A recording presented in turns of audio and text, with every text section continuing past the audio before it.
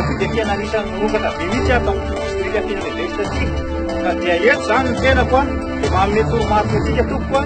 fa samy tandrina antsika amin'ny hoafy io ny afo a dia tena sarotra ny ahafahantsika fiteza ny afo izany fa ny fitandremana ihany a no zava-dehibe fa noho izany a raha manomboka trano tsika zany a dia tsy tokony atao fanakaikaiky